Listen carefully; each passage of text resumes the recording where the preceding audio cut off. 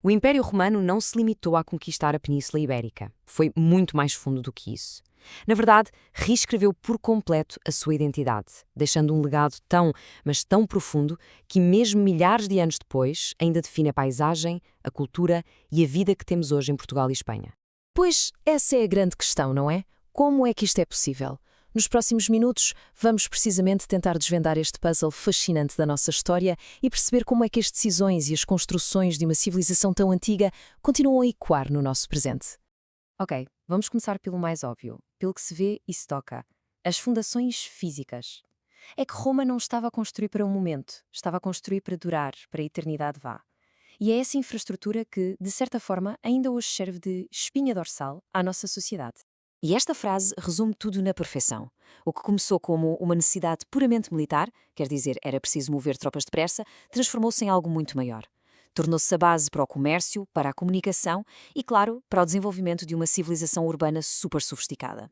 A genialidade romana estava mesmo nisto, na sua multifuncionalidade. As famosas vias romanas não eram só para os soldados. Rapidamente se tornaram nas autoestradas do comércio antigo. E a durabilidade? É absolutamente incrível. Estamos a falar de pontes de pedra que ainda hoje aguentam trânsito. E os aquedutos? Bem, os aquedutos eram mais do que simples canais de água. Eram símbolos de poder, uma afirmação que mostrava a capacidade de Roma em dominar a natureza para servir as suas cidades. E isto leva-nos direitinhos ao coração da vida romana, a cidade planeada. Bem no centro, tínhamos o Fórum, o epicentro político e social. Mas a verdadeira revolução, se calhar, estava nos espaços de lazer públicos. As termas, os teatros. Não se tratava apenas de construir edifícios, era sobre exportar o modo de vida romano, criando centros de cultura que moldavam ativamente a população local. Muito bem. Agora, vamos deixar para trás o betão e a pedra e mergulhar em algo menos palpável, mas, quem sabe, ainda mais poderoso. Vamos ver como é que Roma moldou a forma como as pessoas comunicavam, como pensavam e como se organizavam em sociedade. Olhem, este é provavelmente o legado mais pessoal de todos. A língua que se fala hoje em Portugal e Espanha é uma descendente direta do latim que era falado pelos soldados, pelos comerciantes, pelos colonos romanos. E não de uma forma distante, académica, não, é uma linha direta. Cada palavra que usamos é um pequeno eco dessa presença romana. É uma herança viva que usamos todos os dias sem sequer pensar nisso. Com a conquista, claro, veio a ordem, mas não pensem no direito romano apenas como um livro de castigos. Era muito mais do que isso. Era um sistema super sofisticado que definia tudo, desde contratos comerciais a direitos de propriedade. E foi esta estrutura legal que trouxe a estabilidade necessária para a economia e a sociedade poderem florescer. Acreditem, muitas das nossas noções modernas de justiça nasceram aqui. E este exemplo ilustra na perfeição como é que essa lei era aplicada na prática. Em vez de um território caótico, os romanos fizeram o quê? Dividiram a península em províncias, fáceis de gerir, como a Lusitânia.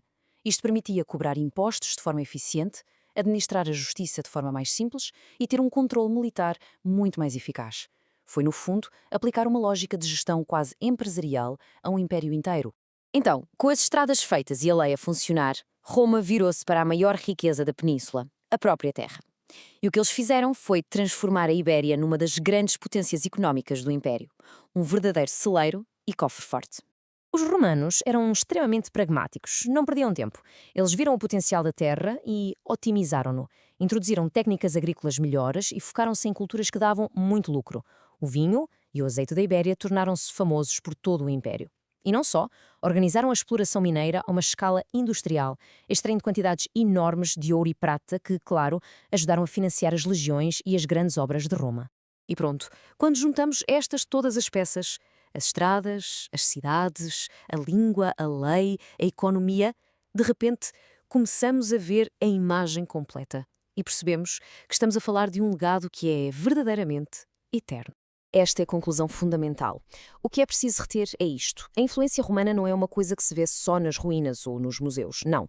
Está na base da nossa língua, na estrutura de algumas das nossas cidades, nos fundamentos da nossa lei e até nos produtos agrícolas que continuam a ser pilares da economia.